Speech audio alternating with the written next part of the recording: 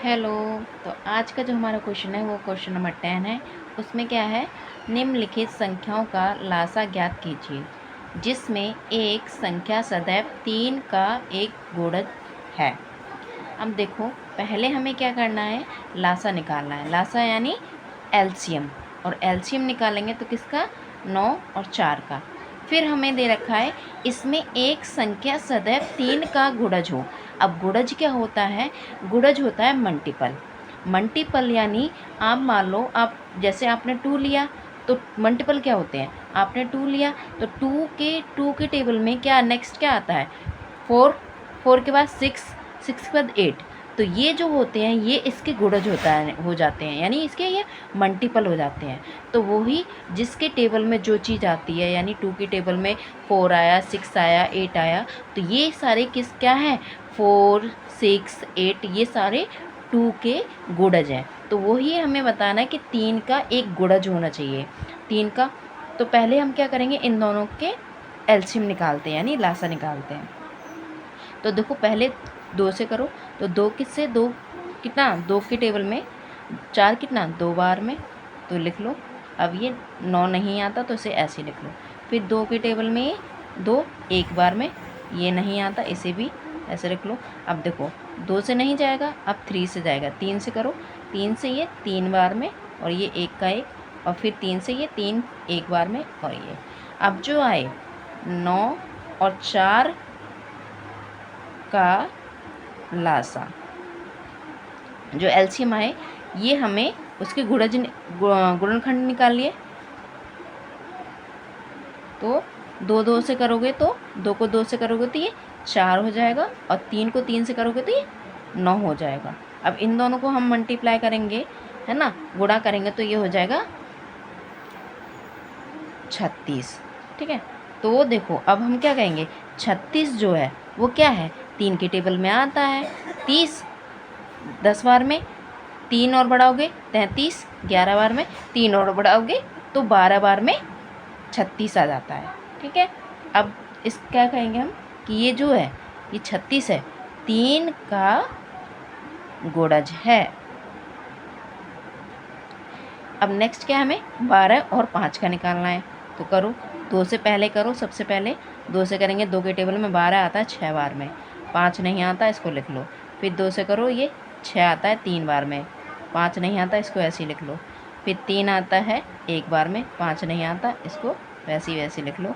अब 5 एक बार में, और ये तो इसके जो हमें 12 और 5 का लासा निकाला, तो इसके 2,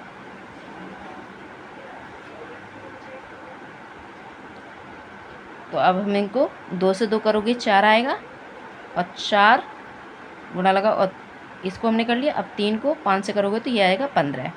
ठीक है। अब 5 15 चौक कितना होता है, 60, तो ये 60। अब देखो, 60 भी हमारा क्या है, 60 भी हमारा 3 का गुणज है, यानी 3 के टेबल में 60 आता है, का गुणज है, यानी 3 के टेबल में भी हमारा 60 आता है। कितने बार में, कितने बार में, 20 बार में, 2 बार में, 20 बार में आएगा। नेक्स्ट जो हमारा है वो है 6, 6 और 5, तो इनको निकालते हैं हम लासा।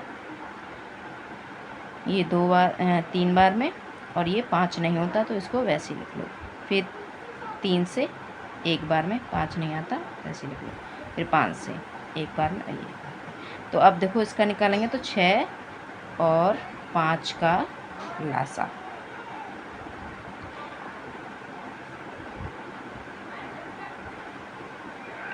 ये 2 को 3 से करोगे तो कितना आएगा, 6, और 6 को 5 से करोगे तो 30। ठीक है, क्योंकि 6 पंजे 30, तो ये हो जाएगा 30। तो 30 भी क्या होता है, देखो 3 के टेबल में क्या है, 6 आ रहा है, तो ये इसका गुणज हो गया।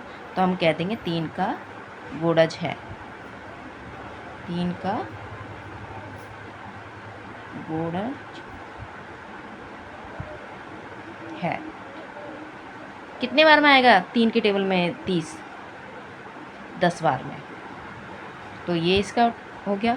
नेक्स्ट जो हमारा है वो है हमारा 15 और 4। तो हम इसको करते हैं, ये 2 बार में 15 नहीं होता उसको ऐसे लिख लो, फिर ये 1 बार में, ये नहीं होता 15 उसे ऐसे लिख लो, फिर 3 से करो, 3 से ये 5 बार में, और ये फिर 5 से ये 1 बार में। तो इसके हमारे 15 और 4 के जो हमने लासा लिया वो इसके करो मल्टीप्लाई 3 और इंटू 5 मल्टीप्लाई किया तो 2 से करो तो ये 4 आ जाएगा, और 3 को और 5 से करोगे तो ये 15 आ जाएगा। अब 15 चौक कितना होता है 60, तो 60। अब ये भी क्या है हमारा 60 3 का गुणज है, गुणज है।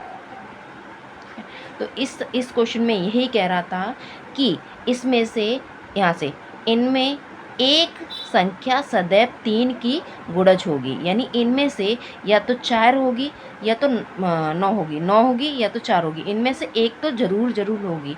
तो यही क्वेश्चन बोल रहा था। और जब हमने एलसीएम लिया तो जो एलसीएम आया दोनों का, नीलासा आया जो दोनों का, वो भी क्या है, वो भी 3 का गुणज है। ठीक है, और इसमें भी हमने सब में 3 का गुणज है, तो हमने ये इजीली निकाल लिया।